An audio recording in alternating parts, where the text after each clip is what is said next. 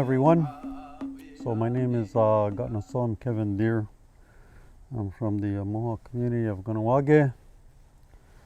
So I graduated from McGill University with my BEd in June of 1996. I'm honored today to be invited to talk about the 10th anniversary regarding the Indigenous Awareness Week. So there are many things that I will be sharing. In front of me are all of my teachers. All I am just kind of like a messenger to talk about the history, talk about the past, to talk about where we are, and to talk about some insights into the future. Before I go any further, with all due respect to my ancestors, our language, I'm going to just speak in my own language for a little bit, talking about what we refer to as the Thanksgiving address. For me, it's important that we always do it, because then it helps to understand. So who am I? Where do I come from? Why am I here? And where am I going when I leave this place one day? And to me, that all gets explained without a doubt in our language, in our creation story, and different spiritual affirmations and signs that I've got in the last almost 42 years now since I've been walking this road. So I'm just going to start the now in my own language. So na gade wahi unwa winizarade, jenizu zawadahu sadade, no hoda igere agatrori na unwa winizarade, agwego watkunuaradu, unwa winizarade yutsanunya, jisego ka idawis, wado skana jenizi andawanu tunyu. Neji segu skana yogwahawi, segu agwe yogwada garide, danu yoskats jenizi kagwadago gigo noda dawana dunkuna yetinistan hudza. Neji nono adawaga ayu jenizi judaso jimzade jinyore uawunizarade. Sa yogotka haja gwego nehodi yogwatsta chat winizarage. Yatedi isterista onohodum. Toga yogonya tatos wada se ganagio ne da wahnigira. Sego guard hago no guardia da watsari ne anuka se yuki at again ha. Yoskatski go gwego de sua nene godeyo ne audekwa. Kaheta gunu guadi zinigane asani godanozo. Honeste uzaheda una uzara se yugwayo nya degu. Kakwa danuwadu ne adawage. Karhagu tunuero di dakanije ne gudadawanio. Oskanundu ska nyusa ukwari nya degu. Kunizi karhaire agwegu ne ugore sua garunda sua. Ne jotku ne yogwatsta oyende tedi esterista nuodo ayogununi tanu oyende yunyadu. Uzi ogua noni yugwa tunde nyata garanage wado skana andawanu tuniwe nioni. Nono andawasa gonua unzage noda enaga garuni. Tinigane gaeri niga warage. Tinigane yeti sotogora diweras. Uawanizarade. Nene dawana dunko sugwatsia jokinaka garako. Zinuant garako inagane zinua yadawatsotos. Asantane noni yagwandas tinigani ki sota sutanaka garakwa. Tinizi deyuzi stokorenyu. Wanana ne zini hadi yakande hunes. Nene dawana dunka nene yuki soto ga unguha. Tanu zini hadi tadihas noda dawasara zini gariwis yagwa dawayana ziyumzade. So ajeras noni yagwandas tagatanan hodi gwadetsa. Tunuwe dado e nioni nera disas nasara. Onana ne ziniga ne ye zizu zinu da ye yadane ne izinut karuhyadi.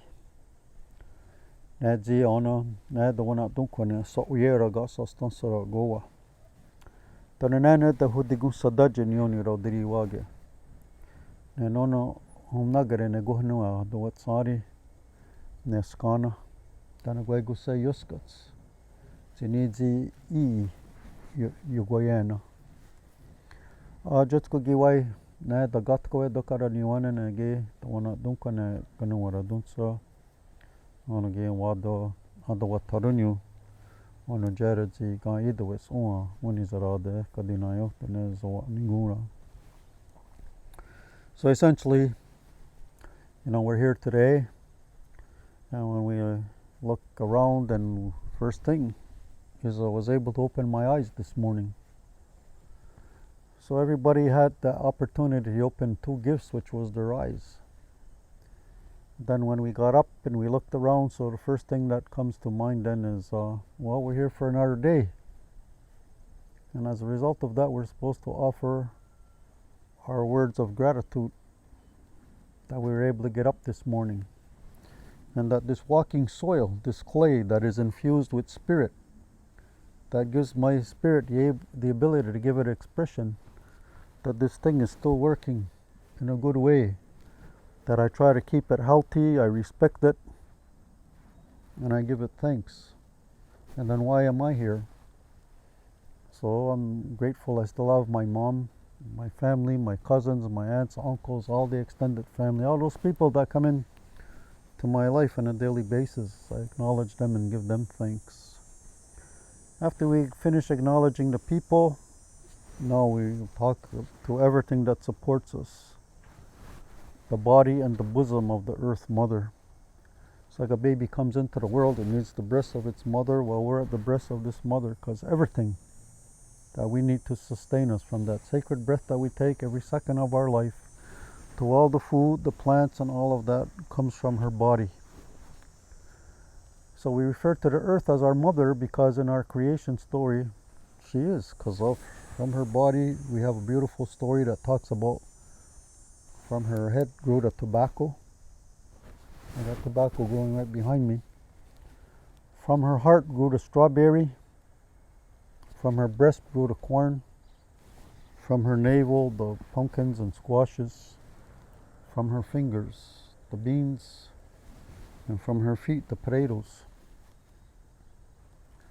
So those are some of the things, the gifts that in our story says that came from her body. So today we acknowledge that and we give thanks.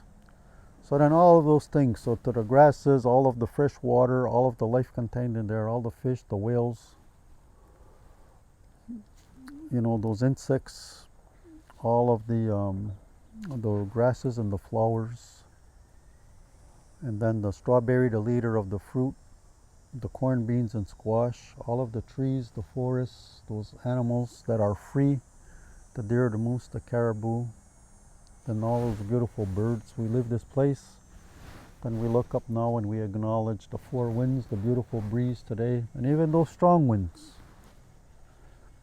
As much as some people may be condemning them because of those hurricanes and tornadoes and twisters, but they have an important role to do, and we give thanks to them. And then to our elder brother sun, who rises in the east, sets in the west, that sets the path how we're supposed to act and be. We come out of the earth, we reach a midway point, we're all sitting one day, we're all going back into the womb of the earth. And in not too distant future, I'll be going back into the womb of Earth Mother. But I have two daughters, and even when I'm gone back into being soil again, that sun will come up. And we're all resurrecting up, not in physical, but in spirit. That's what our elder brother teaches every day.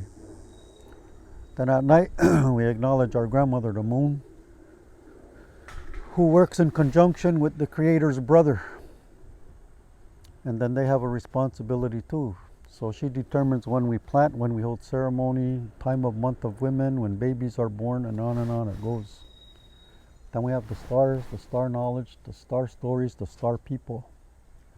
And then we go to the unseen, our ancestors, all of the ones that come before us, the messengers of the Great Spirit, the enlightened teachers that remind us when we got off the path, the ones that come in our dream. And then when we go beyond that, we go to how life started with Sky Woman, the other side of the blue. And then the other side of the blue is what we call Rarundade, the great sky chief. And then when we go beyond that, it's the great mystery, because we only have ideas about that, but it's never 100% clear cut, because we come to this world to have the ability to think for ourselves. We decide what we want to do. Anyway, so to all of that, sacred energy, that source of life for all life, we acknowledge and we give thanks that we're here for another day. And then we also have to remember the future generations whose faces are going to come out from the earth, that when they'll be born, they'll inherit a happy, safe, clean, beautiful, peaceful, loving home. And if we look at where we are now, and Intergovernmental Panel on Climate Change is talking about code red with regard to global warming, climate chaos, and the things that we're going to be experiencing in a very short period of time. Well, we got a lot of work to do, because their future is in peril now. So anyway, we do that Thanksgiving address because then it helps us to understand where we originate from, our spiritual essence. We come here for time and we're going back home. We're already guaranteed everlasting life. We didn't need no foreign religion to come over here and to interfere with our worldview and our understanding, that if we didn't accept their ideas of spirituality, that we would be condemned to hell forever with a devil and certain things like that. If that's the way they want to believe, well, that originated in the old country. That could stay there. But here, we come from love. We're here for time and we're returning back to love. There's no spiritual warfare. We don't have this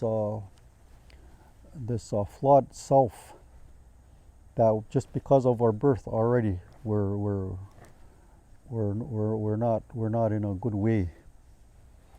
So that idea of a deficient self, we don't have that in our culture. And I need to address that a little bit, because as a little kid growing up, I didn't know anything about my culture. If you go here, the main road, there used to be what we called an Indian village. And when I was a little kid growing up, a lot of the old women were exquisite bead workers. And it started in maybe in the early 30s, because times were tough. There was depression. So somebody came up with the idea that they would create this little Indian village, and that people would, sell their wares. And then the Greyhound buses would come from the city of Montreal. And there used to be a sign up, "Come and see the real Mohawks of the Iroquois." And then you'd see people dressed up with leather, with feathers. You hear a drum going. And I remember I was standing on the front seat of the car my mom was driving. And I said, "Mom, look at the Indians." Because in my mind they were, and I wasn't. Because I didn't know what it meant to be an Indian. To me, it was just a word.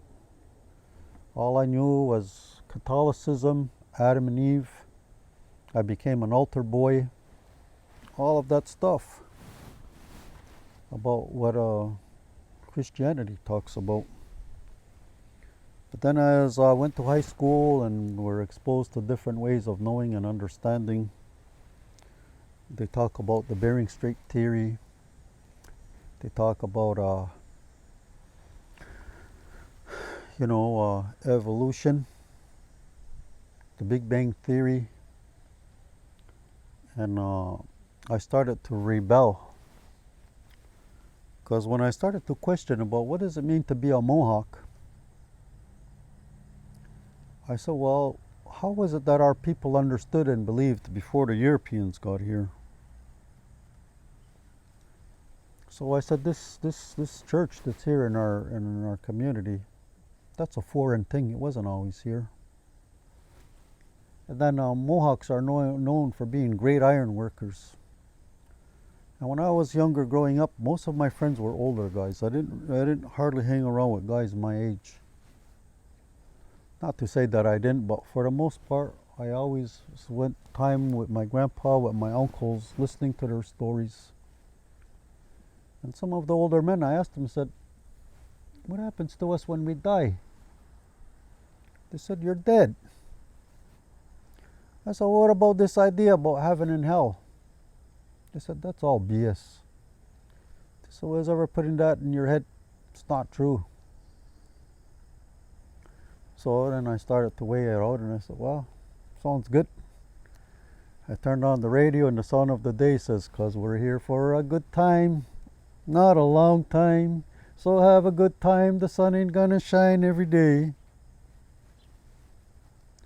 Turned on the TV, watch a football game. Hey, you want a good life? Miller High Life. Another commercial says, you want to be cool? Walk a mile for a camel. Then you hear about Muhammad Ali. You know, looks like a butterfly but stings like a bee. Then all of the wars, you know, Vietnam War, then assassinations, Kennedy, Martin Luther King. You know, a little kid going through hearing all of this stuff, so it's confusing. And I was confused, so finally I said, hey, hell with all of that stuff, I ain't gonna listen to nothing. I'm just gonna do whatever I want. So when I turned 18, my dad said, hey son, you wanna be a man? I said, yeah, it's like you. He said, all right, we're gonna test you. So at the Goriununa, the Mohawk Immersion School, there was a gymnasium there. And when I turned 18, there was over 200 men. I went through this ritual initiation, and when everything was all said and done, I was welcomed into the lodge. And it wasn't the Middaywin Lodge, it wasn't the Seven Fires Lodge, it wasn't the Sweat Lodge, it wasn't the Fasting Lodge. But we can go down, we'll take a 10-minute walk and I'll show it to you. It's 40 feet wide by 80 feet long. The Kahnawa Moose Lodge, 958. And then the governor comes up to me and says, hey Kevin, we need somebody to run this place. And you're the guy. Heck, I thought I was in my element. Guys give me their dues. I have the ID cards with the stamp and the seal. I put my John Henry on there. Here we are, full-fledged moose. In the Moose Lodge, do we talk about our language, our culture, our history, all of these things that make us. It's just a place to go and dumb yourself down, drink alcohol, yeah, play cards and shuffleboard and what have you, but no spiritual growth happening there. The next road over, my grandfather lived there. They just celebrated their 50th wedding anniversary. So me and my cousin, we said, let's get Grandpa in the lodge. So we did. That was in May. June 22nd, he passes on. And the night before he passes on, he was coming through this yard over here to visit me because my kid brother came and said, hey, where are you going? He said, it's ladies' night tonight. Rock and roll. I says, that's where I'm heading. I said, why? He said, well, Grandpa's coming over. Wants to talk to you. I went around, I didn't see him. And then the next thing I found out, he was dead. And at that time, I didn't have no spirituality. I remember I saw that show, The Exorcist, even though it came out in 74, I didn't see it till 77. And there was a lot of things in there that didn't sit well with me because even though I was a little bit older now, you know, about the devil and possession and demons and all of that. And even as a little kid growing up, we heard some of that. Watch out, somebody's gonna do witchcraft on you. Somebody's gonna do bad medicine. You better be afraid of the dead people because they can come and haunt you. All of this stuff. So I was terrified of death in my latter teenage years, and I didn't like going to funeral parlors because I didn't want to deal with having to talk about death. Because I said, I don't know if there's this devil, and if I'm a sinner, and all of that. Anyway, and at that time I would cry. babies cry, but a real Mohawk man, I don't cry. So I wouldn't cry when my grandfather, he put him down and said, well, Gramps, it was nice knowing you. Never gonna see you again. So that was 1978, June 22nd. December 12th, I got hired working for the Confederation of Indians of Quebec, because we have a so-called land grievance that goes back to the year 1680, when King Louis XIV of France decided he's going to give our people land. Anyways, that opened me up to learning a little bit more about the history. Next thing that happens along this continuum is my daughter's conceived, and then she'll be born in November. And then there was a teacher that came to that same gymnasium where I was initiated into the lodge, and it was Tom Porter. I remember Tom Porter, the first time I heard him speak, he started talking about this Sohondo Gariwadekwa that I started with. And he called it the key to understanding the universe. And I never forgot that. And then he started talking about our creation story. He started talking about that when a woman is pregnant, the husband is pregnant too. And my daughter was in utero. So all of these things started to impact on me. And that was my transition, going from a believer to a non-believer, but then now being solid in our own spirituality. So anyway, that led me to the white roots, to the great tree. Because when I talked about my identity, it was as big as my white hair.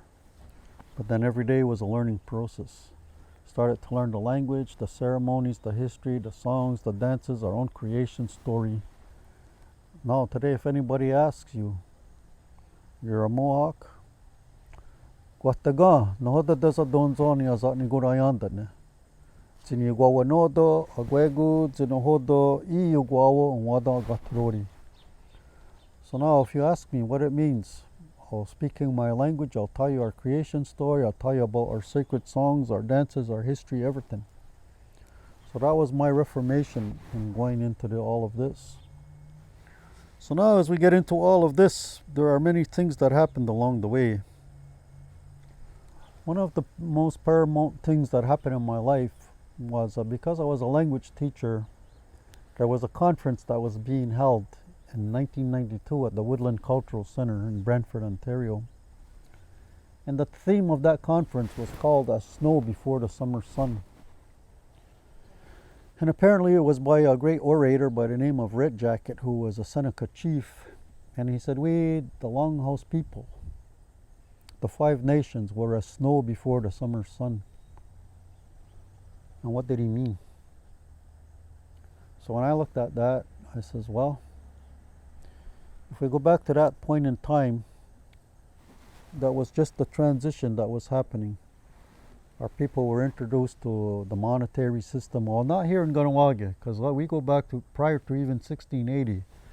But in the Senecas, it was just starting to reach them now, because after 1763 with the Fort Stanwix Treaty, yeah, because there was 2 of them. In 1768, yeah, the first Fort Stanwix Treaty that began to open up the western expansion. So they were starting to get impacted on that. So before that, they didn't have money, they didn't have churches, they didn't have imposed governments. They were still free people. They didn't have no education, none of these institutions, no hospitals.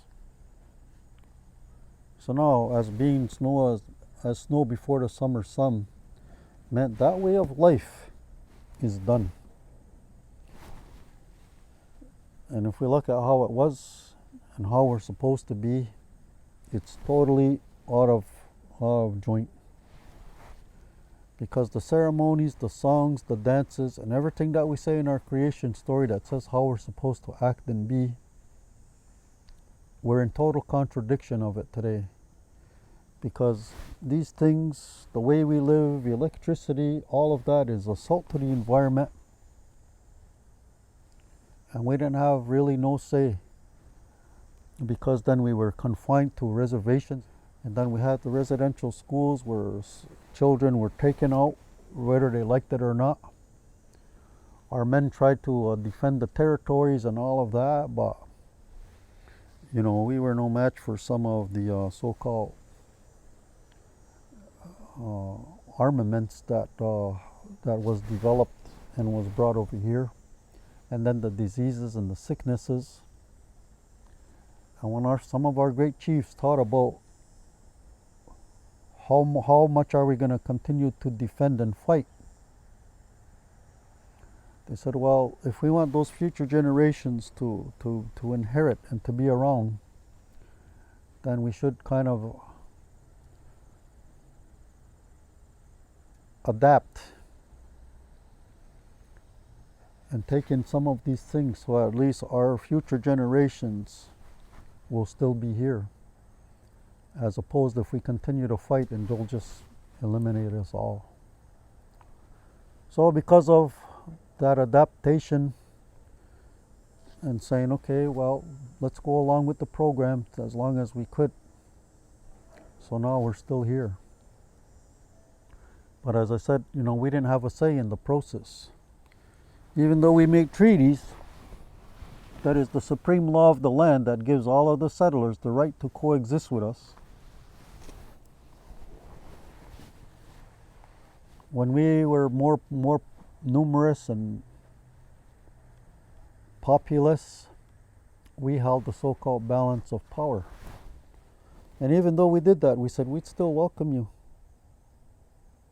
We'll go along the river of life together, but us in our canoe, you in your big ship with sails, and we shouldn't have a problem. They said, why are you coming over here anyway? They said, well, we're tired of all of the oppression of the kings, queens. We want to be free. I said, what else do we need to know about you? Well, they said, we're coming with God and His Son Jesus. They said, tell us that story. So when they got done, our people said, well, we call it Sa'oyera, Goa, the source of life for all life. We think we're talking about the same sacred energy. So you know what? Let's smoke the peace pipe. And we'll enter into this sacred contract. And this is how it'll be. And if we ever have a problem, we'll polish that covenant chain, those 3 beads in between the 2. We'll smoke the peace pipe again. We'll talk about our spirituality, and we shouldn't have a problem. But because in their mind they saw all of this as resources, gold, silver, all of these things, and then that, just like a seesaw, supposed to be in balance and equilibrium, they went like this. The doctrine of discovery, the papal bulls, everything that was used to try to subjugate us so that they could be the so-called, how would you want to say that, like the all of a sudden now the landlords and the new kings and queens in this new world. And we didn't matter, we will be reduced to reserves. Let's take away their language, let's take away their spirituality. Let's, like it says in the first residential school in Carlisle, Pennsylvania, Captain Pratt and Canada adopted that policy. We will kill the Indian to save the man. So what did that mean? What makes us unique? Well, first is always our language, then our worldview, our ceremonies, our songs, our dances. So we're going to kill that to save the man. Why? Because the idea is that we won't have an Indian problem.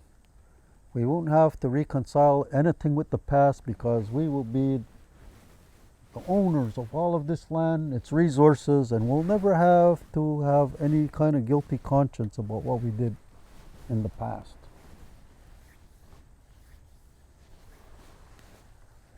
But we are connected to this land. In my language, and you ask me who I am, I'm a Ogwa Hunwe.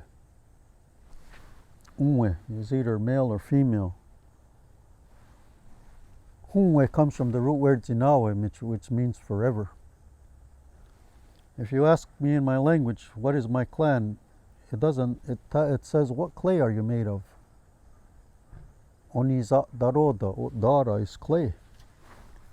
So what you really say in the language is, it says, what clay are you made out of? So the red clay of the earth, our people say. And then we were infused with that spirit that comes from the Great Spirit. So that's where we originate. We're here for a time and we're going back home. We're already guaranteed everlasting life. None of this fear. Fear God. Why? It's a great spirit. We have no right to fear it, just like my father. Why should I fear it? It's about love. Anyway, then the next thing we talk about, so mother, father, family relations. Well, in this foreign language, we'll say, well, family. In my language, we say, akwadzire, zahwadzire, agowadzire, rawadzire. The root word in there is odzire. You make a fire right now.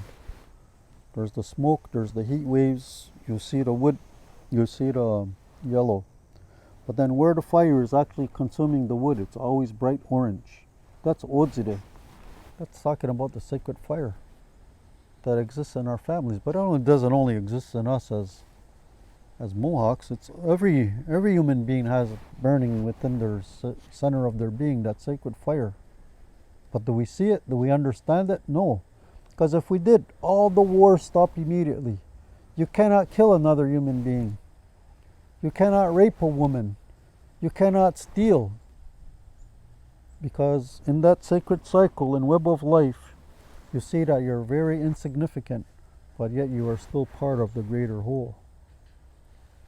So anyway, these are some of the things then that just reinforce about who we are in the language that reinforces how we are spiritual beings that are having this human experience. Okay. So getting back then to what happened at the conference on As Snow Before the Summer Sun. So one of the individuals who was speaking was talking about the Ojibwe creation story, and he was talking about the paired opposites, similar to ours, but then his talks more about women bring life and how the men, we take life in the hunt, and then at times because of whatever, then men will take each other's lives. But that has to be put back in balance and equilibrium, and how you do that is you go on your vision quest and you fast. Give up your wife, give up your kids, give up food, give up water, and now in a sacred manner, in a sacred circle, you go sit in that circle and you go and contemplate who you are. Where do you come from? Why are you here? What happens to you when you die? And then even that little smallest ant that'll come up and will crawl on you. Say, hey brother, how can you help me, pitiful me? Because as human beings, we drink, we smoke, we do drugs, we fight, we kill, we murder, we rape, we steal, we destroy the earth. How can you help me, pitiful me?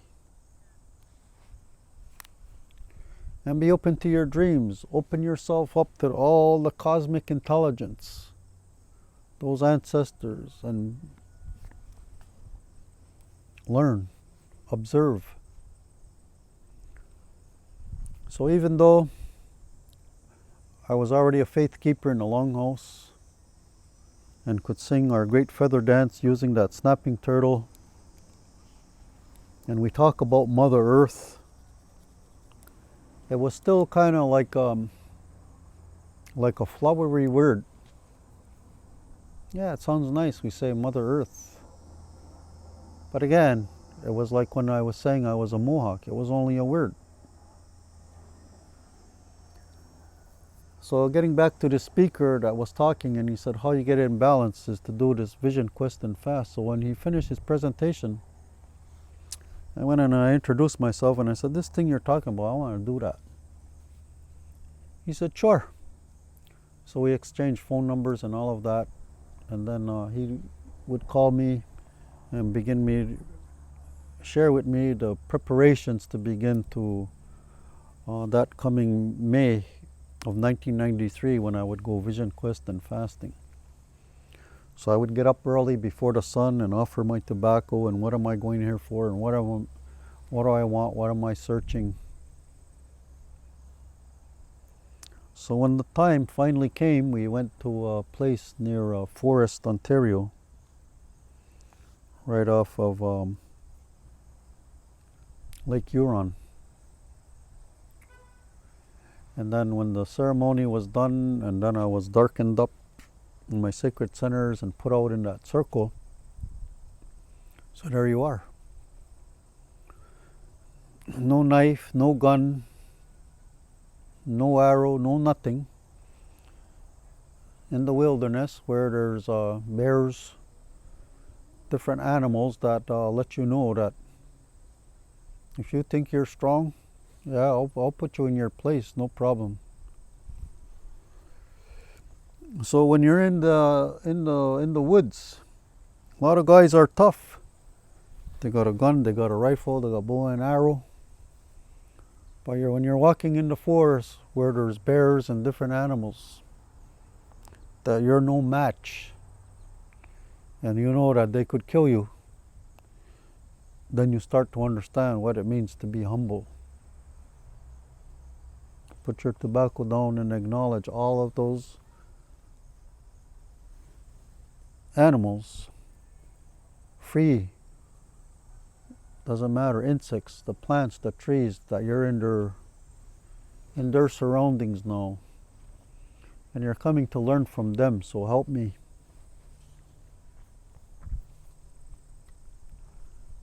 So anyway, I was a doubting Thomas because I said, well, this is an Ojibwe teaching. Hopefully I'll get something out of this that'll be of significance. And every day you got to get up before the sun. You offer your prayers when that sun starts to peak until it's hanging in the horizon, then you stop. Then at high noon, then when the sun starts to set, it touches the earth, then you begin your prayers again until it's disappeared. So I remember that first day I was offering my prayers, and right in the direction where I'm looking, where the sun's going to come up, there was this raccoon. He climbed up the tree and he went behind it. And I was watching him, and I said, okay, brother, what is it that you're coming to teach me? And then he would keep looking and he would be peeking at me and all of that. And I just stared at him for a long time. He went about his business, but I was thinking, okay, so what is the significance of this? And then the message came that you got to start dealing with yourself. Remove those masks of lies and deception that you do, like with yourself, and begin to do your inward healing. Because when you make your lodge, there's one lodge sapling that represents your life. And the teaching says, go back to your earliest recollection as a child. And on the next road where my grandpa lives, I remember I was in a car seat. My mom went in for a minute. And I'm sitting there, got a diaper on. I don't know, maybe I'm 2.5. But that's my earliest recollection. So in my life, all of those things that have happened, good, bad, not so bad, and how did it make you feel? If you had a best possible head start when you were a kid, great. But if there was abuses, a lot of pain, hurt, then give it up. And who you're going to give it up is your first mother. And I thought to myself, how could that be? I'm lucky even today, my mom's still alive. I could go see her, visit her, give her a hug and a kiss. But now I'm told, give all that pain and that hurt up to your first mother. So anyway, I started thinking about that. Had my pipe and my prayers and trying to really understand, so what is the significance of this? So then I took my sacred tobacco and I offered in my own language. Wagiriwista. Ogadinidzi uwadone Kanien'kehá. Nohodo wagesak. Nohodo gesak ski. Nohodo yoderi watajata. I said, Mom, I said, how can you help me with all of this thing that I'm involved with, what I'm doing here? And then I can't explain it, how it works. But then it was like a voice or this real strong thought says, you see this soil? This soil is an extension of me, my body. So lay down and take this soil and cover yourself with it. So I thought to myself, okay, that kind of sounds all right. So I kind of took most of my garments off except for my shorts. I laid down and I said, I'm going to connect with my mom. So then I took all that soil and I covered myself with it, handfuls. And to me, it felt like these hands and these arms came out of the earth and started to hug me. And I started to think, holy heck. I said, thank you, Mom. I said, I feel so elated and so beautiful. I'm feeling so good right now that if I could determine the time of my death, I would want to die right now in your loving, warm embrace. Because I was thinking to myself, I said, imagine that if I didn't do this ceremony, down the road I'm going to die one day. I'm going to go back into the womb of my mother, but I'm dead. Here I am, I'm still alive, and I'm having this experience. Wow. And then I'm feeling this elation, and then all of a sudden, self-doubt comes along and says, you know what, this is not true. You just made this up. It's not real. And then I had my happiness, just like that, gone. Anyways, I took my tobacco out and I said, Mom, I says, you know what? I says, you have to do something. Onukti oya jokna sajare. Zinidzi ganutunyu ne zaha ga satsta ne.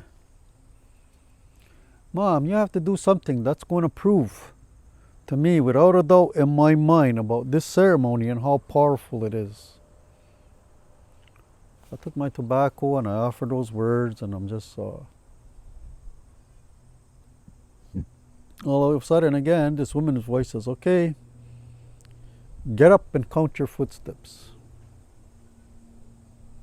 So up in my eyes, there's my lodge, there's the cedar circle that I can't step out because I'm in ceremony. So I'm dusting off some of the soil. Thinking, what could be the logic of that? No. I said, okay, I don't know what this is all about. I don't know, but I'll just walk heel to toe then. So I start heel to toe and I start counting my footsteps. And I go around the circle and I get to where I started, and there was a number. And as I'm thinking and I said that number, I said, holy heck. I got down on all fours. I kissed my mom and I said, Mom, I'm so happy that I'm having this intimate, loving connection with you. Because I used to talk about Mother Earth, and to me it was only a flower word, but now there's absolutely no doubt in my mind about how you're my mother, how you loved me and nurtured me, how you helped me to deal with my pain and my hurt of all of those things that I experienced as a kid. And now here I am going through this intimate relationship with you and getting this confirmation. And why was it so significant? Well, it was 36 and I was 36 years old. And I thought, wow, that's pretty amazing. Now, because of where I was at that particular time in my life, and because of what I was experiencing, I asked the question of all questions. I took my tobacco. I said, Ista, toga aundu. The wagadon zonia ktogasa, doni gari was gone, got the wine at Zium Zade. And what I said is, I said, Mom, if it could be known when I'm gonna die, I want you to tell me. And I got my answer. And I'm not gonna talk about that part right now. But the reason why I did it is this. because I was so grounded and 100% fearless about accepting my own mortality and that I'm going to die one day, I was so comfortable with it that I said, hey, you're not my enemy. I ain't afraid. So anyway, when I came down from that vision quest and what I experienced there, I was transformed. Because if people ask me and they say, what was the greatest thing that ever happened in your life? I'll always talk about the vision quest and the fast. Because now when I talk about the Earth Mother, and when I talk about this intimacy, when I talk about this relationship, when I talk about all that she represents, she's just like my mother. She's alive, she feels, she can nurture you, she's everything. Just like your own mother. Your mother brought you into your world, you love her, but this is our first mother. And look what's happening. You know, capitalism, this ideology where people feel that they have dominion over the earth, so therefore they should be fruitful, multiply, and subdue it. And now we're getting into global warming and climate change. Because now Mother is saying, you know what, my little children, if I have to teach you a lesson, I will. Now you're not going to like it when I show you my power and how things are going to be. And things are now intensifying. You know, new diseases. This has all been prophesied. You know, the sicknesses that are going to come. Because humans have this idea that they're superior, that they're going to do all of this stuff. And Mother Nature says, yeah, well, if I have to level the playing field, all of you could be gone in a blink of an eye. And this is where things now are headed. So when we understand what's happening, all of us have to understand that, hey, you could be gone by the end of the day. And if you're fearful, and if you are all, you know, in a way about all of this stuff, well, hey, then that's entirely up to you. But we, who have all of these teachings and these teachers in front of me, we know that we're already guaranteed everlasting life and where we're going when we leave this place. So anyway, where did my little book go now? Keep me on track here, because when you get a certain age, you have to get prompted and reminders. So that was the vision quest and the fast. But 3 years prior to that, all of you know about what happened in 1990. So the mayor of Oka, Mayor Willett, decided that he wanted to expand his golf course from a 9-hole to an 18-hole. And in that process, in the Pines, there's a cemetery there where it's still being used even up to today.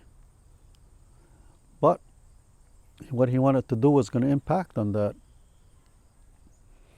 And as usual, the Canadian and the prevailing attitude from most of the settlers in this land is that might is right. We're the ruling power. We subjugated you. We put you on reserves. We did all of this stuff. You listen to us. And then when we talk about our treaty relationship and everything that happened in the past, their attitude is that doesn't exist anymore. But as long as the sun shines, the grass grows, and the water flows, we'll be here. We're always going to be here. Our ancestors, that's the soil, that's them. And their spirit is around. Because the minute you think you're going to get rid of us all, we're just like a canary in a coal mine. You get rid of us, and in a very short period of time, you're all done too. So it's imperative that you look and you think and you understand about who we are. Those sacred ceremonies, those songs, those dances that help to, hopefully in our minds, we say, rejuvenate creation, and all of those spirit energies of the water, the birds, the animals, everything, the sun, the moon, the stars, everything that I did in that Thanksgiving address.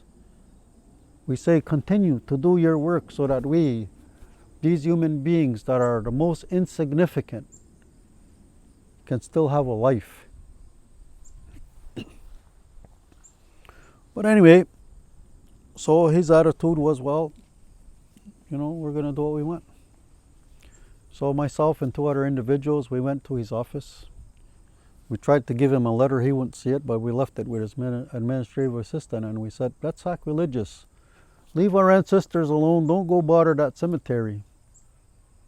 But his attitude was, again, there's only one law, Canadian law, and you're a Canadian whether you like it or not. I'll never be a Canadian. I'll never be American, even though I was born there. First and foremost, I'm an Ogohue, and we have our own government. That's the Hiawatha Belt, they call it, the 5 nations showing the great tree and the 2 nations on each side. And that even influenced the United States. Benjamin Franklin asked our Confederacy to go to his Albany Plan of the Union in 1754. And there was a great Mohawk orator by the name of Hendricks. He explained our government, our Constitution. And then they took some of that and then developed their own so-called country. But anyway, so getting back to Mayor Willett, so then he sends in his SQ. Corporal May gets shot. We go to that whole 78-day standoff. But even prior to that, what happened was Mohawks started killing Mohawks because of the idea of super bingos and casinos and moving ahead. And there were some people that were reluctant and didn't want that. So there was a conflict that arose, and then 2 men in Akwesasne lost their lives. That was on May 1st of 1990 on a Tuesday. Friday night I took a ride to 6 Nations, and Saturday I went to go visit one of my good friend, Chief. And when I got there, his wife says, you got to talk to Jake. Akwesasne, they're going through turmoil now. So Jake was disking his garden, and he shut the tractor off, and we started to talk. What could we do? And Jake says, well, I'll call a meeting.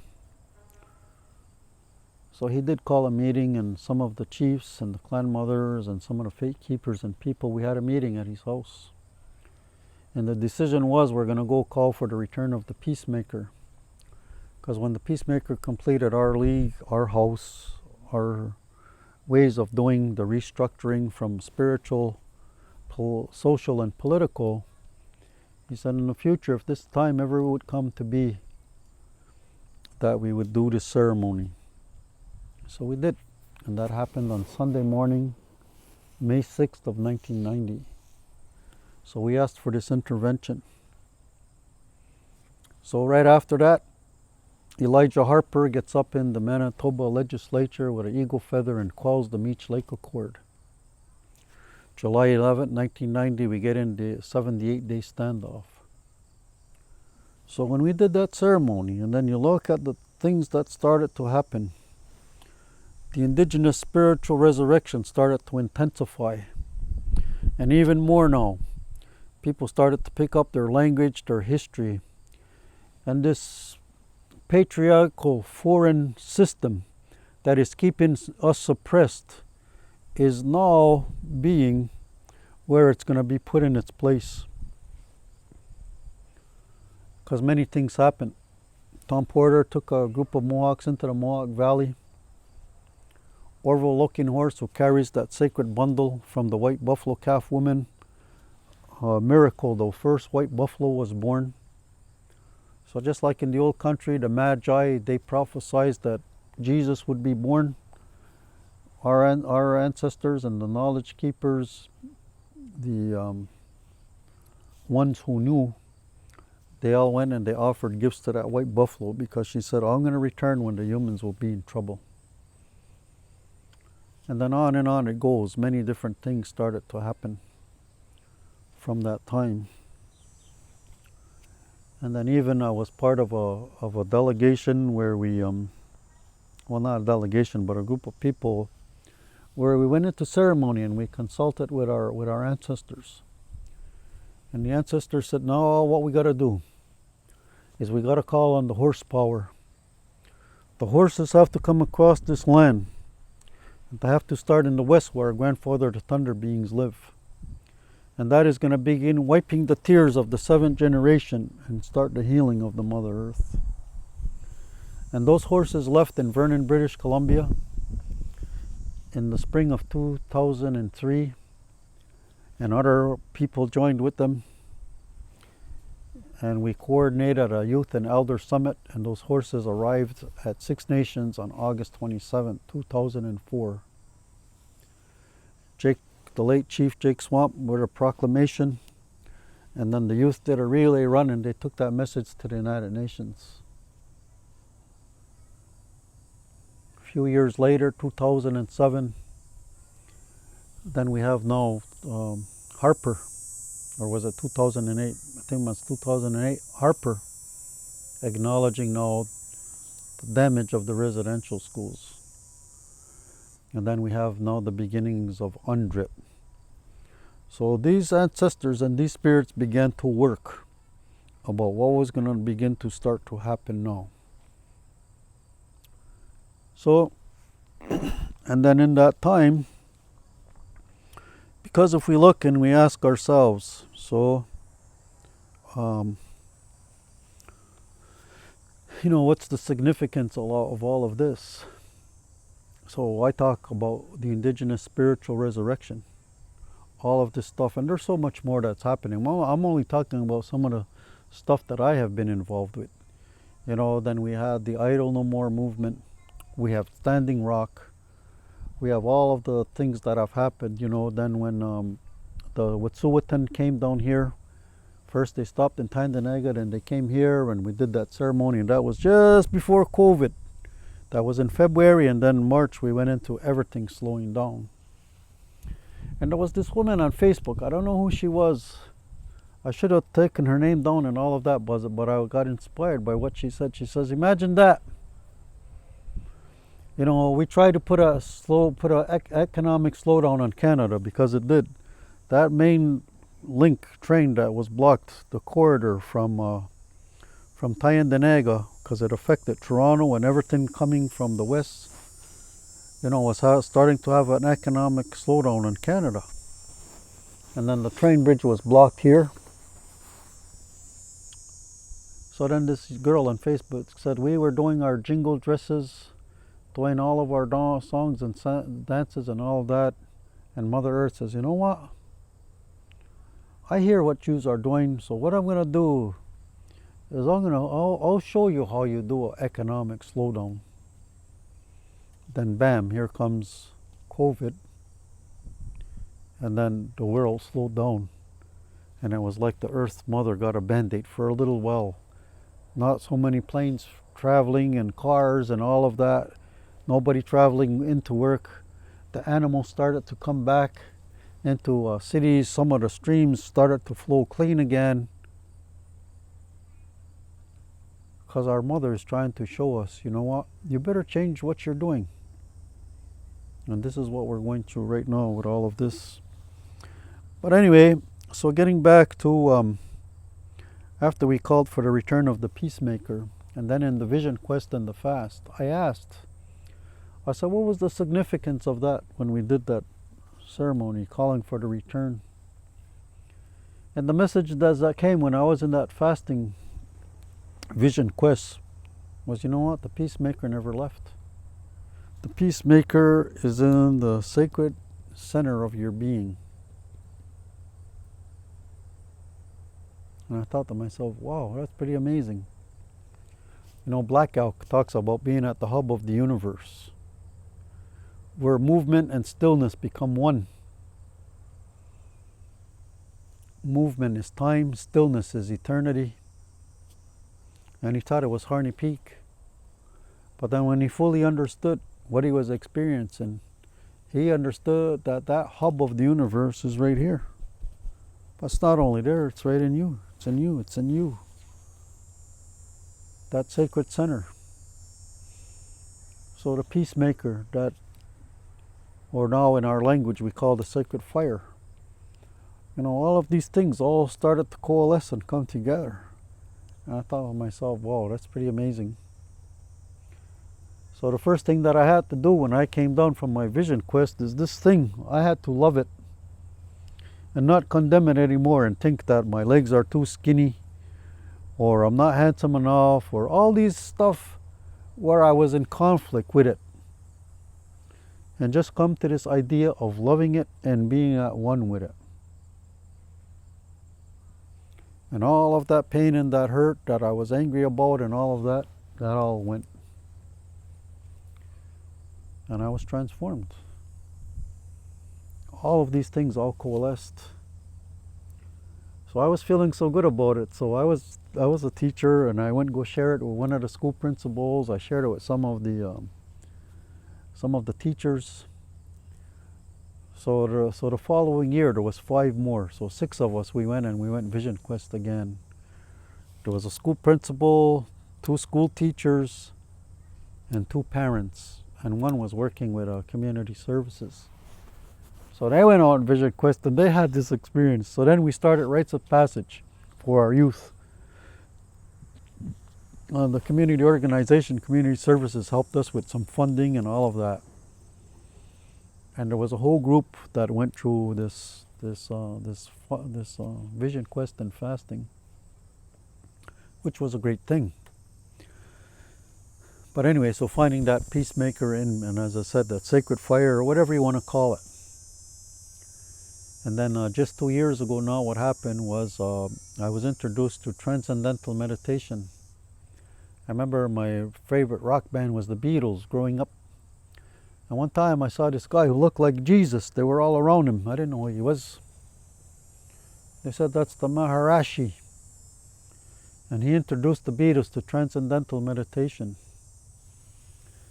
And then 2 years ago, I was introduced to it. And for me, right away, I could relate to it, because you close your eyes and then you go inward and you connect with the cosmic intelligence of the universe. So that's all consistent with the transformation that we have to go through. So we started in Kahnawa. It's 2 years old now. It's called Skana, peace. Iga is here. And then a group of us have gone through this orientation about how to do that, and we're looking at helping our people to use another form of a tool to achieve well-being. So anyway, calling for that spiritual intervention and all the things that happen. So then in September, this September is going to be 6 years ago now, I got involved with with a group of people in the United States just outside of Boston. Because even in our language, when we talk about the United States, we talk about Wasturanunge. Our people couldn't say Boston, so they said Waston. So when we talk about Wasturanunge, we're talking about the whole United States. All has the root word of Boston in it, because that's where the United States was born. Now that's where the Pilgrims, the Mayflower, all that started, right out of Plymouth Rock and Cape Cod. So anyway, Tom Porter was supposed to go. This guy was wanting Tom to go, but then I was at Ganatzuarege, and Tom said, hey, Kevin, you want to go to near Boston? I said, for what?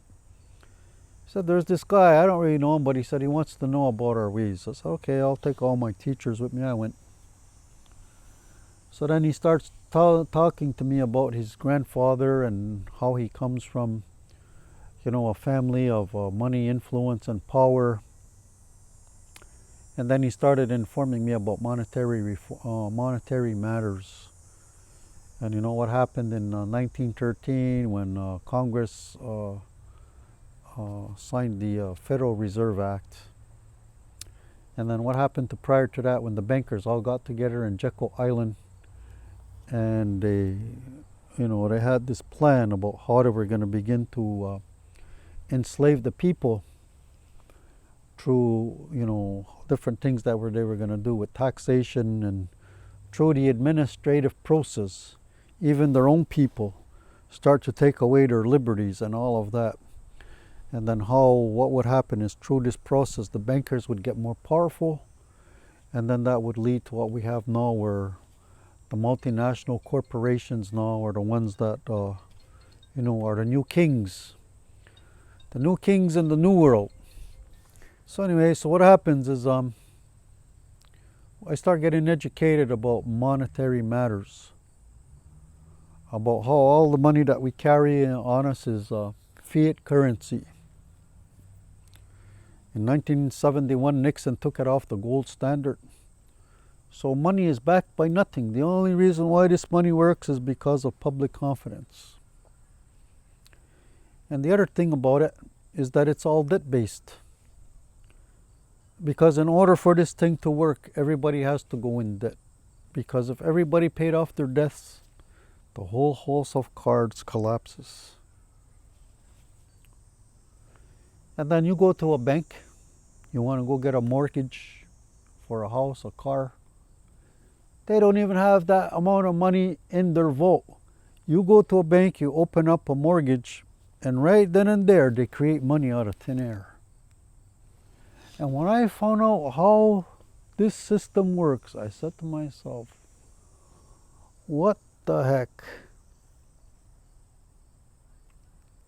But I'm glad that I did get educated.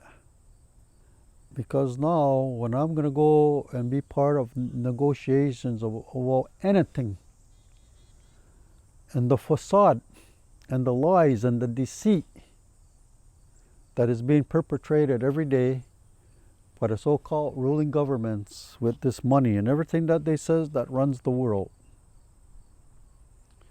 If our ancestors knew about how corrupt the system is, just the idea of money that says, well, if I have this money and I accumulate it, well, all of a sudden I'm better than you. Because now I got power.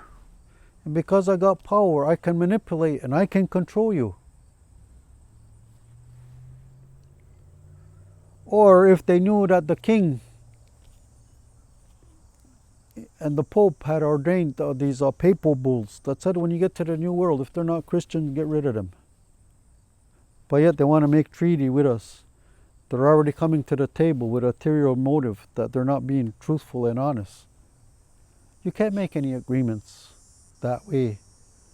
Go to a lawyer right now, and if it could be proven that you came to the table with deceit, then that contract is not valid.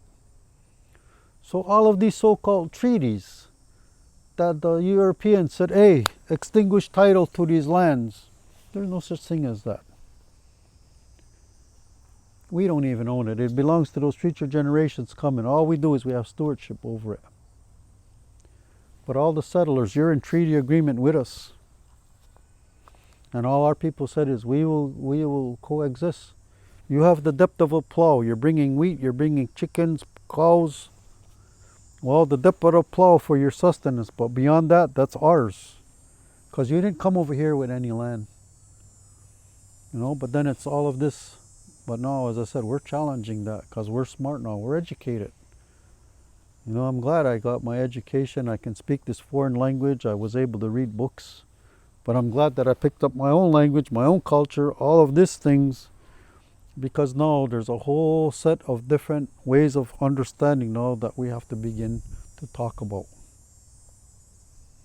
And they're not going to like it. Because it's going to shake the core of what their foundation is based on, and it's based on lies, which is based on sand, and because it's based on sand, that house cannot stand. And that's the fear, and that's what they don't like.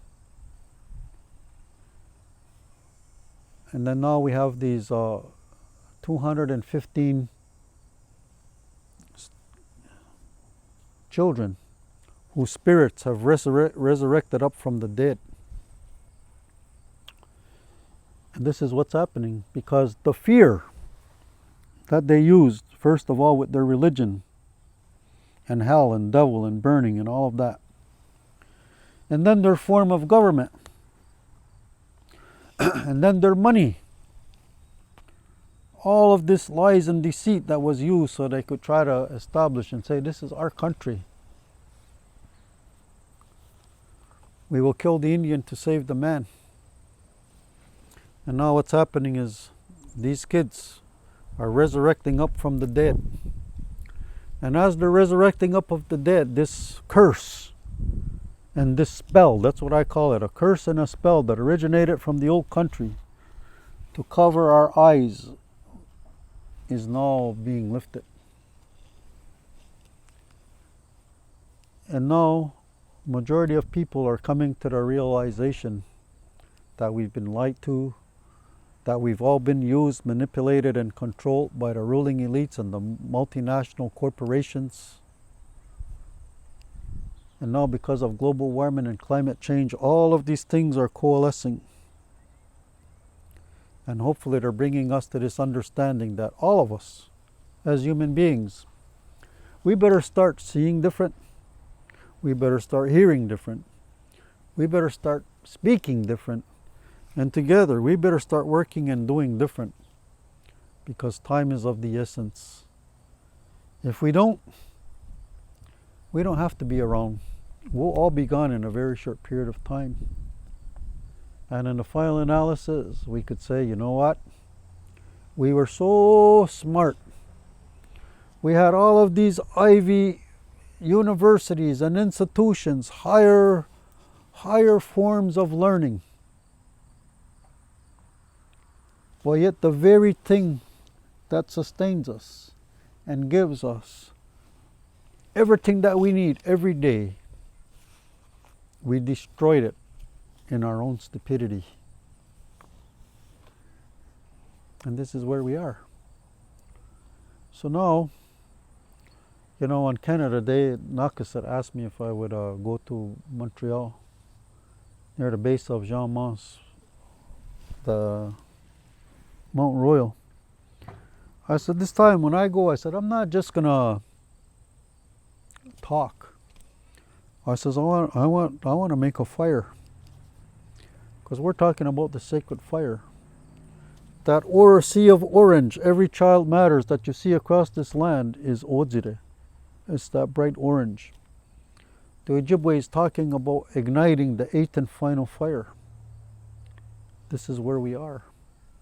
Because in that prophecy it says that the day's coming where we're going to ask the brothers and sisters that originated from across the salt water to remove those masks of lies, deception, and deceit and come from the heart. First time I heard that story was in 1986 at Cape Croker. There was an elders gathering there, and I never forgot it. And now today, we're wearing masks. There's a sea of orange. We're talking about that sacred fire now that everybody is coming to see, because now it's our common humanity and our common survival that is at stake. And in all of the things that I'm doing right now in my position at FNTI as the Director of Indigenous Knowledge, which is in Kanien'kehá, which is where the peacemaker was born, which is where we called for the return of the peacemaker on Sunday morning of May 6, 1990. And now in my work plan, I engaged our own Confederacy knowledge keepers about our prophecy. You can go online right now, you can punch in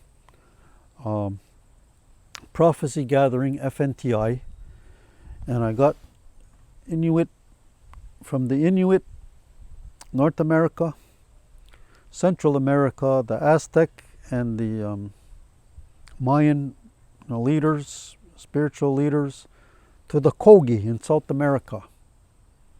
We're all on there talking about these times that we are in. That was the second part of my 4-step. The third step now is I'm going to engage the big ship with sails. All right, scientists, visionaries, you are mainly responsible for all of this progress and technology. We want to know right now, where are we? And where are we headed in the next 10 years? And I hope to complete that by the end of September. and it'll be on YouTube. And as I said, it's being hosted by our organization, FNTI. And then from some end of September to Christmas, then I'm going to coordinate a think tank. And we're going to bring the best of our canoe, our indigenous wisdom, the best of the European with sails and everything that came from across the salt water, and say, okay, what can we agree on? What are the goals? What are the objectives?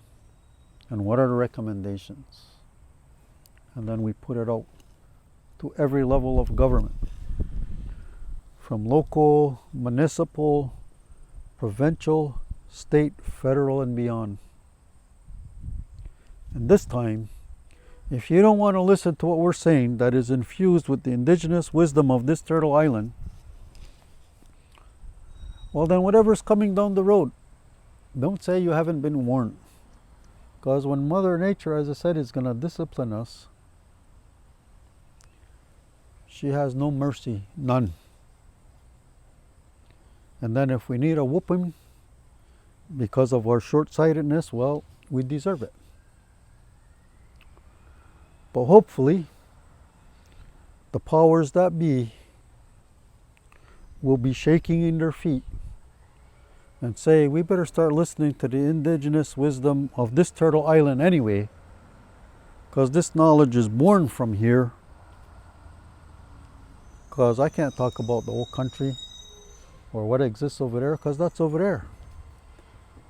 But here we could talk about it, because this is all part of our creation story and how we understand. So now if we're looking at solutions, so I'm going to end with one final story about the Bretton Woods Hotel. So when I meet with this gentleman from Kanien'kehá near Boston area, and I get educated about monetary matters. So he has this idea that we're going to go to Bretton Woods, which is a 3-hour ride from here. The highest mountain is called Mount Washington, and this is what they call the Northern Kingdom. And this friend of mine, his great-grandfather was there in the 1880s, and he went to the apex of Mount Washington, put a stake in the ground, and he says, I'm renaming this mountain Mount Washington after George Washington. And today, that's the name it carries. But at the base of the Mount Washington Hotel is a famous hotel. It's called the Bretton Woods Hotel. So post World War II, the so-called leaders of the world got together, 44 nations, representing 744 delegates for their boats. They met for 3 weeks, and only men, because they got the brains. So all these men got together, and this was the brainchild that they introduced to the world. The World Bank, the International Monetary Fund, General Agreement on Trades and Tariffs, which is now the World Trade Organization, and they're in bed with the Federal Reserve. And as you know, the Federal Reserve is a private corporation. The United States doesn't even print their own money. There was a guy in England, his name was Rothschild. And here's what he said approximately maybe 1760 or thereabouts. He says, I care not which puppet you elect to sit on the throne of England, because whoever controls the money controls the power, and I control the money. When we ask ourselves today, who controls the money? It's not the governments, because there's people that got more money than government. Anyway, so this is what they did. So I asked the question, I says, when that so-called big historic meeting took place, I says, where was the Ogwahunwe? Meaning us, spiritual people that have an essence forever. They say, you people were not even considered. I says, and you know what, that's good. Because we're the World Bank and the International Monetary Fund, and where this whole thing went around the world to enslave the people, we had nothing to do with it. So anyway, for 8 days, we went all around that mountain in that area, meeting with bankers, mayors, politicians, ordinary people, trying to educate them about monetary matters. And every place where we stopped, I went to running water. Didn't matter how, but that water had to be flowing. Took my sacred tobacco, I made a fire, and I spoke to our ancestors and all the sacred energy. And I said, this curse, again, and this spell that causes people to kill, to go to war, to fight, because money, more power, that's over. The spirits are going to work and are going to educate people just like me about monetary matters, and you're not going to have any more control over us. So I did that. And I called for, again, deep divine spiritual intervention. From crazy horse to Geronimo to black elk to sitting bull to Tecumseh to all of those great ones that, come on, intervene, help us. This thing now can't continue if we got that responsibility to the future generations. Anyway, and then Stewart, what he did was, well, he called on all of those signatories to the Bretton Woods Agreement and all of that, and what they could start to do different. So anyway, he's of European descent, so he did what he thought he would do, and I did what I thought I would do. He claims that he's being inspired by his grandfather, and I'm being inspired by my grandpa. Because when my grandpa, after he had died, he came to me in a dream. And he told me all kind of stuff. He showed me what it's like when we die, where we're going. And I even asked him, I said, Grandpa, I don't understand. How do we communicate like this and you're supposed to be dead? I said, there's no such thing as that. He said, you'll see. He said, when you pass on, he says, we go into the Great Sky World Council. All of us. And he says, in the center of that council is a little drop of water. And he says, we're always intervening from the spirit to the physical, back and forth, never stop. Because he said, if the divine spiritual intervention ever stop, then he said, this earth dries up and there's no more life. So he says, come on, we're going to get strawberries. So the next road over, when I was a kid, there was all bush there. There used to be strawberries, choke cherries, raspberries. So that's where we were. And we got right near there and I grabbed his arm. Grandpa, I said, come on, tell me more about this place. I said, because I know where I'm going now when I die. Yeah, no, he said, I'm in a hurry. He said, they're waiting for me. I got to get back. I remember I got up that morning. I said, wow. I don't care if the Pope is here and he tells me, what? Without a doubt, you know where you're going when you die? Absolutely. Well, he could say that's blasphemous. Who the hell are you to talk like that? It doesn't matter. You're a human being just like me. When you go to your bathroom, just like everybody else, all of our shit smells, so don't think you're better than anybody else. So the whole idea is that we have to understand our common humanity and that we're all going to die one day and we're all equal here. There is no hierarchy. You know, but we put these people in positions and we don't see that we're not supposed to do that. We're all supposed to put our collective mind together how we could make things better. So anyway, we're at Bretton Woods now, and on the last day, so the guy who coordinated all of this, he says, well, gonna show him. He says, what do you think about the solution moving forward? I says, well, before you Europeans got here, we had no money. We had no jails, we had no stealing. It was one dish with one spoon. We all worked together or we all suffered together. There's no hierarchy. And even in our government, if you want to be a chief, When you call the people together, all of your people eat first. You're the last one as a chief, because the needs of all your people is put first. Imagine that. If the politicians understood that, there'd be no street people, there'd be no people that are hungry and starving. Because if they're in position of power, your so-called power then is for your people. So your people should be up here, but it's the other way around. So I said, no, you introduced this money. I said, if we have to have money, then what's going to happen is money will work for us. We're not going to be slaves to money. And if we have to have some type of a repository or something like that where we put this thing that says that we could use it for the exchange of goods and services or what have you, then I said what we need is an indigenous spiritual World Bank. Because right now the way the system is run, it's not based on spirituality. It's based on greed, power, manipulation, control, resource extraction.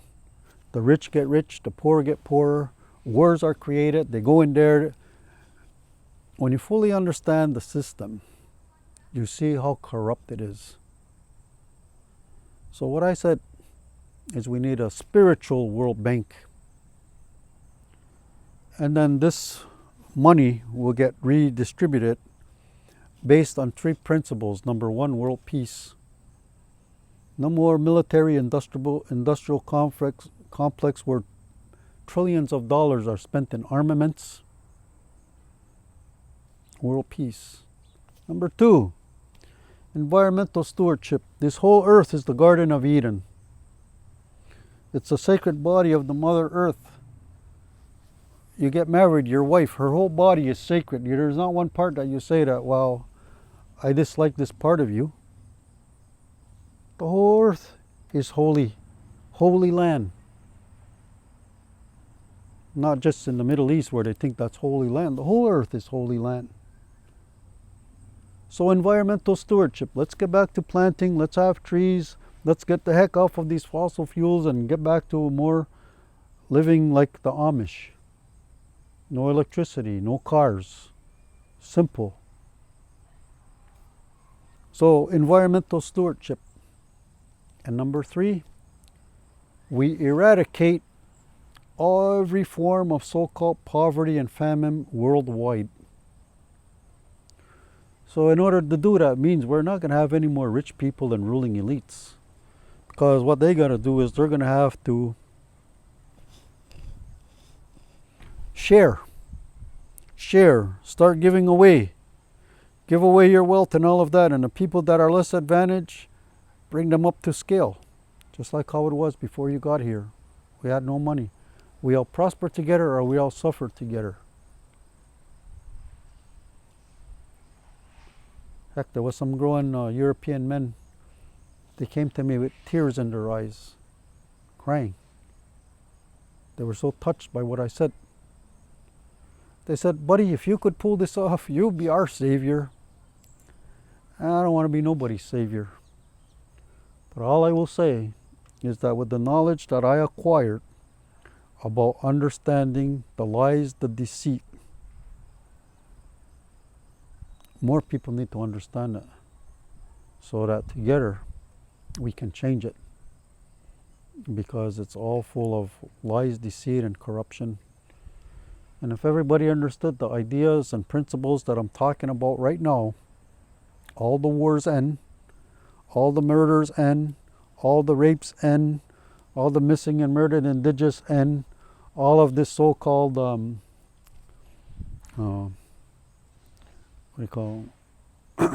this racial tension and all of that ends.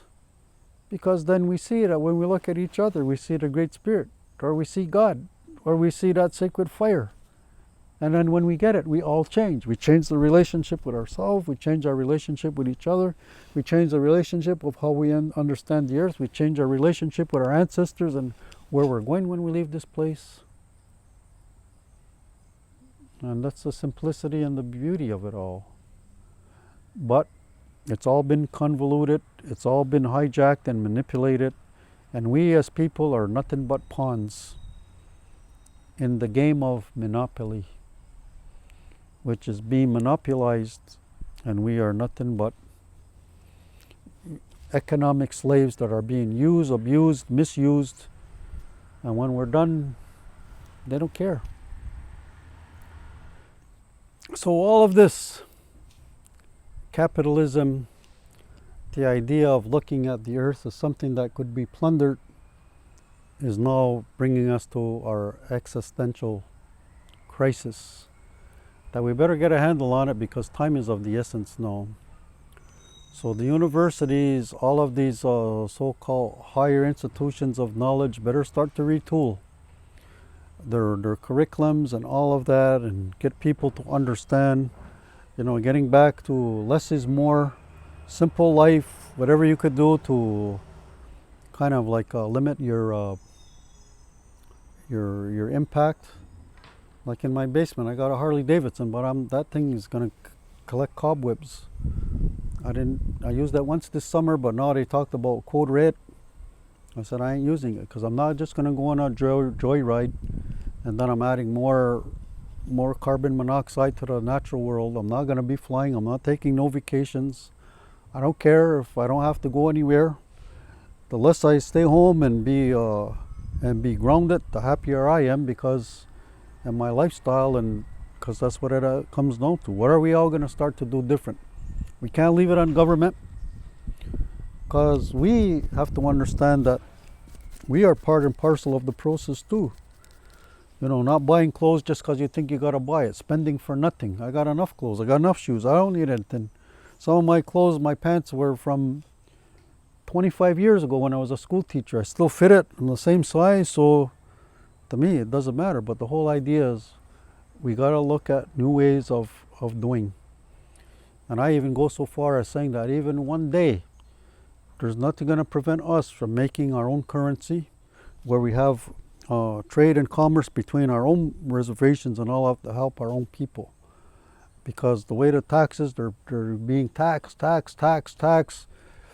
Ordinary Canadians and all of that are going to rebel at some point in time and say, you know what, we can't go along like this anymore. And then they'll probably all be wanting to get with us and saying, hey, how could we be like you though? We want to understand your teachings, your form of government, and how you do things. But yeah, so we need a new economic model. We need new currency. We have to start with leveling out the playing field. The more rich, but at the same time, the more poor. And I know for some people that have a lot, they're going to say like, heck, I ain't giving away anything of my stuff. Well, don't. Stay in your mindset, but you better not have kids, or if you have grandkids, then I feel sorry for you because of your attitude and your thinking, because then you don't love them. Because if you love them, you'll say, well, I better start looking around and I better start to divest and share and change all of this stuff because we're in it. Time is of the essence. And a lot of people with what I'm working now, as I said, in the third part of bringing people now together from the big ship with sails, the leading scientists, visionaries, and all of that. When you ask them, what is the solution? Most of the ones that I heard talk so far said indigenous knowledge. We're having respect for the land, the water, the forest, the trees, all of this that sustains us. Because that's the very thing that sustains the sacred breath that we take every second. All comes from this. This is our savior, and the very thing that is saving us, we're killing it. So we are who we have been waiting for. Nobody's coming to save us. All the prophets of old have spoken. They gave us the knowledge, the wisdom, the information.